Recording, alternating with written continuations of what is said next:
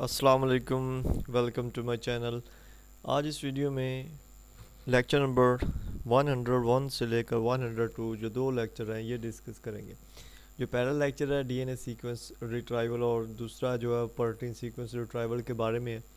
Protein sequence retrieval जो हमारे पास दूसरा लेक्चर है इस वीडियो में, उसमें पीडीबी और जो एनसीबीआई है उनके बारे में थोड़ा सा बताया हुआ है, वो इम्पोर्टेंट है। और इसमें हमारे पास जो है वो आपको अभी थोड़ा थोड़ा साथ साथ बताता जाऊंगा कि क्या चीज़ इम्पोर्टेंट है क्या नहीं। तो ये सिंपल से इतने मुश्किल नहीं है, इनमें थोड़ी सी टेक्निक्स बताई हुई है वो आपने याद रखनी है। तो लेक्चर स्टार्ट करते हैं। सबसे पहले अगर इस लेक्चर की बात करें तो इसमें इंट्रोडक्शन में databases not merely collect and organise data but allow intelligent data retrieval and are analysis. तो ये जो डाटाबेसेस होती हैं उनमें हम सिर्फ डाटा को कलेक्ट करके रख नहीं सकते या उसको ऑर्गेनाइज करके रख दिया कि ठीक है बस ऑर्गेनाइज हो गया, बल्कि हम उससे एनालिसिस करके रिट्राइव जो है डाटा को निकाल सकते हैं। अपने मफाद के लिए डाटा है वो उससे हासिल कर सकते हैं। ठीक है, डीएनए सीक्वेंस रिट्राइवल जो अगर यहाँ पर जीन उन्होंने P53 लिख दिया, ठीक है, इसके बारे में यहाँ पर सारी डिटेल दी हुई, इसमें से आपने कुछ भी याद नहीं करना। ठीक है, तो ड्रोसोफिला मोलंगस्टर फ्रूट फ्लाई एक जो हमारे पास इंसेक्ट है, इसके बारे में थोड़ा सा बता दिया गया कि इसका primary source fly base locust tag gene type protein coding है, रिव्यूड है। इसमें आपने कुछ भी याद नहीं करना। ठीक है, ये सारा ये दिखाया हुआ है कि ये जब हम इसमें अपनी इंफॉर्मेशन निकालने के लिए कुछ इंटर करते हैं तो इसका जो इंटरफेस होता है वो कैसा हमारे पास आता है। जीनोमिक कॉन्टेक्स्ट यहाँ पर दिया हुआ है, इसमें स्टेटस है और इसमें असम्बली है, लोकेशन है, ये इसके जो हो रही है इसके आपस में सीक्वेंसिंग हो रही है। डीएनए सीक्वेंसिंग रिट्राइवल आप दे सकते हैं, वो भी कुछ इस तरह से है। इसमें से आपने कुछ भी याद नहीं करना। ठीक है, ये यहाँ पर उसी ड्रोसोफिला मोलंगस्टर क्रोमोसोम 3R के बारे में थोड़ा सा बताया हुआ। ठीक है, तो आगे जो है रिट्राइवल दी हुई है, इसमें थोड़ा सा और है, इसमें CDES है और इसमें ओरिजिन के बारे में बताया हुआ है। और यहाँ पर आ गया हम कंक्लूजन पर। कंक्लूजन में है कि DNA sequences are stored in DNA sequencing databases in specified formats. ठीक है, and gene bank format is a standard format. Gene bank format जो एक स्टैंडर्ड फॉर्मेट है और डीएनए सीक्वेंस डेटाबेसेस में मौजूद होती हैं स्पेसिफाइड फॉर्मेट्स में। ठीक है, ये सीक्वेंस फॉर्मेट्स ये 103 लेक्चर, लेकिन 102 लेक्चर जो है वो मेरे पास वर्ड फॉर्म में है, तो वो भी आपके साथ शेयर करता हूँ। तो हमारे पास जो लेक्चर नंबर 102 है वो है प्रोटीन सीक्वेंस रिट्राइवल। इसको आपने याद रखना है कि जो ज़्यादातर हमारे पास हैंड आउट्स हैं उनमें ये लेक्चर नहीं मौजूद, तो आपने क्या करना है, आपने सिंपली LMS से डाउनलोड करना है। ठीक है, तो प्रोटीन सीक्वेंसेस के बारे में यहाँ थोड़े से हम देखेंगे कि प्रोटीन सीक्वेंस रिट्राइवल के बारे में क्या लिखा हुआ है। हमारे पास यहाँ से सबसे पहले है कि एक्चुअल सीक्वेंसेस जो होती हैं हमारे पास फ्रॉम द प्रोटियोमिक डाटा और other experimental techniques are translated sequences. Sometimes we go to nucleotide databases, we get those nucleotide and then we translate them by using some softwares. हम करते क्या है कि हम अगर एक्सपेरिमेंटल टेक्निक से कुछ डाटा जो एक्चुअली सीक्वेंसेस ले कर उसको ट्रांसलेट सीक्वेंसेस कर रहे हैं, दैन हम डाटाबेसेस में उनको न्यूक्लियोटाइड के साथ करके सारा कुछ न्यूक्लियोटाइड के साथ करके उनको ट्रांसलेट कर रहे हैं। तो इसके लिए हम थोड़े से सॉफ्टवेयर इस्तेमाल करते हैं और दो kind of predict protein sequences.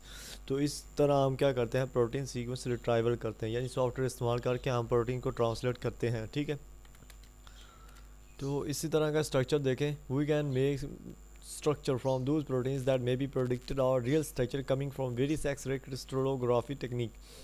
Crystallography technique अगर हम इस्तेमाल करें तो उसके ज़रिए हम जो प्रोटीन का स्ट्रक्चर है वो प्रेडिक्ट कर सकते हैं, या वो रियल स्ट्रक्चर होगा या भी प्रेडिक्टेड हो सकता है, लेकिन वो हम कर सकते हैं। एनोटेशन में अगर देखें, एनोटेशन जो है कि sometimes we are interested in the functions of the protein, so those are stored as annotation.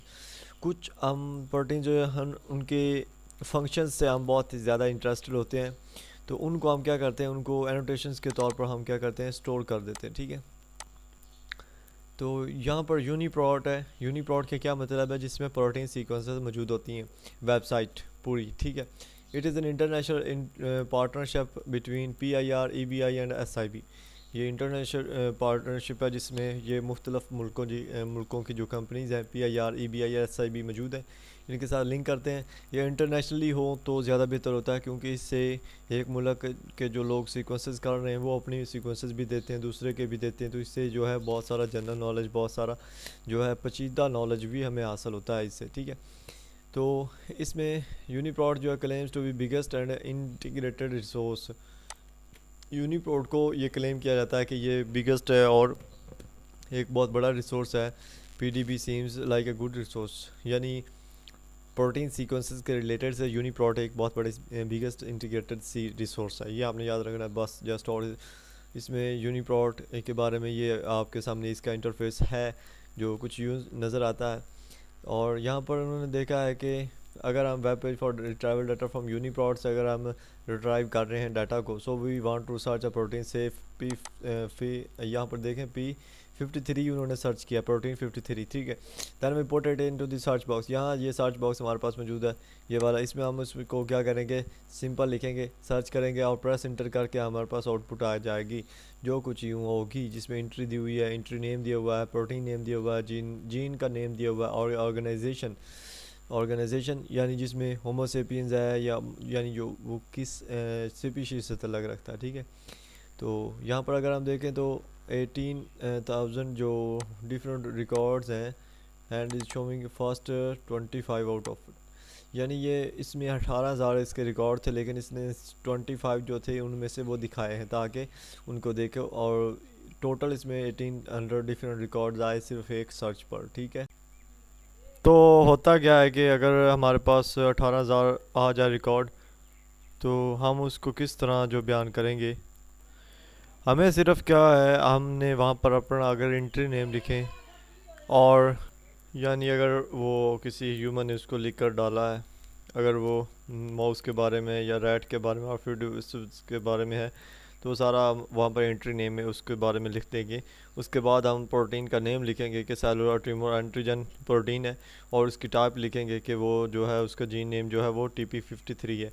उसके बाद हम बेस पेयर की अगर लेंथ भी डाल दें तो हमारे पास जो इसके सही मतलब प्रॉपर जो इसका आएगा सोल्यूशन वो आ जाएगा। जैसा कि इसमें अगर आप देखते हैं ना, तो यहाँ पर प्रोटीन के ऊपर सेलुलर ट्यूमर एंटीजन लिखा हुआ, जीन इसका लिख दिया कि TP53 है, और ऑर्गेनिज़म का नाम लिख दिया है ह्यूमन है, स्टेटस लिख दिया, तो ये हमारे पास वो 18,000 जो आने थे वो नहीं आएंगे, वो थोड़े आएंगे। यहाँ पर TP53 की आपने डेफिनेशन याद रखनी है कि ये क्या है, सेलुलर ट्यूमर एंटीजन P53 है, जिसको कॉमनली नाउन TP53 कहते हैं, ठीक है।